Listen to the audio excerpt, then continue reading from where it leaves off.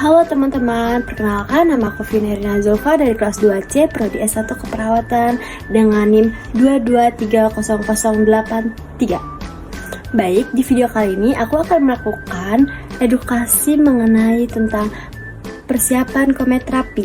Nah, nanti di video kali ini aku akan membahas apa sih itu kometerapi dan apa saja sih tindak-tindakannya dan sebagainya. Kalau gitu, nah, jadi ini ada pengertian kemoterapi. Kemoterapi adalah penggunaan obat-obatan sitotoksik dalam terapi kanker yang dapat menghambat pertumbuhan sel kanker.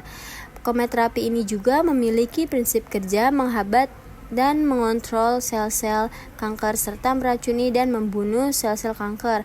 Jadi, obat sitotoksik ini digunakan untuk menghancurkan, membunuh sel kanker. Nah, contoh obatnya tuh seperti zat pengalkilasi, yang kedua itu ada obat antrasikilin, yang ketiga itu ada taksan. Nah, selanjutnya ada tujuan pengobatan kemoterapi.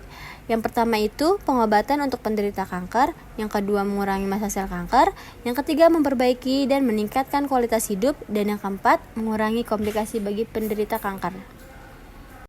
Baik teman-teman, selanjutnya ada macam-macam tindakan kemoterapi.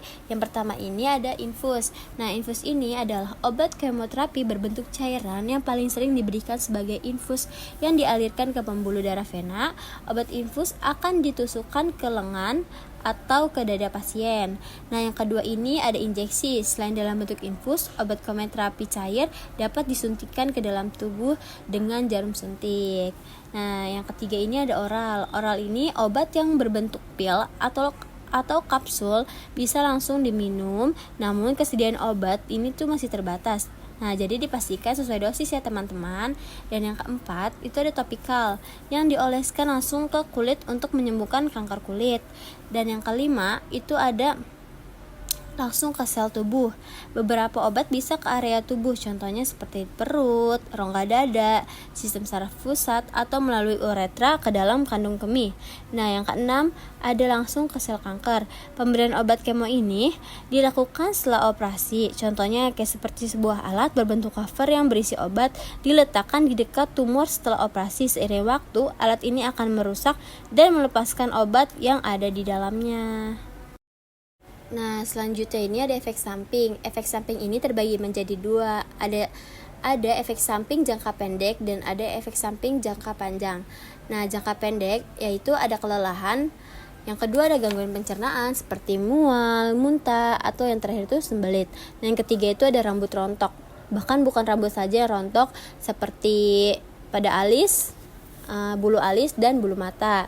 Nah, yang keempat ini mudah terluka, seperti mengalami pendarahan atau infeksi karena sistem kekebalan tubuh menurun. Nah, yang kelima ini ada warna urin yang berubah, seperti warna orange, merah, hijau, atau kuning pekat yang disertai bau menyengat dan biasanya akan hilang dalam waktu 24-72 jam setelah perawatan. Nah, yang terakhir ini ada sering sariawan. Selanjutnya ada jangka panjang, seperti yang pertama masalah jantung dan pembuluh darah. Yang kedua masalah pendengaran, yang ketiga penurunan kesuburan, dan yang keempat terakhir itu adalah gangguan pada otak. Nah teman-teman, tadi kan kita sudah membahas apa saja sih efek samping jangka pendek dan jangka panjang. Nah sekarang tips mengatasi efek samping. Yang pertama itu kita harus istirahat dan sesuaikan aktivitas. Dan yang kedua terapkan diet kanker. Yang ketiga minum obat pereda efek samping. Yang keempat gunakan penutup kepala. Yang kelima jaga kesehatan dan hindari kontak dengan yang sakit. Yang keenam lakukan perawatan alternatif. Dan yang terakhir itu ketujuh rutin cek kesehatan. Selanjutnya ada persiapan kometerapi. Yang pertama itu operasi pemasangan alat sebelum kometerapi intravena. Nah, yang kedua pemeriksaan untuk memastikan tubuh siap menerima kemoterapi. Yang ketiga pemeriksaan kesehatan gigi dan mulut. Yang keempat perencanaan sebelum efek samping kometerapi. Yang kelima jadwal dan penandatanganan informed consent.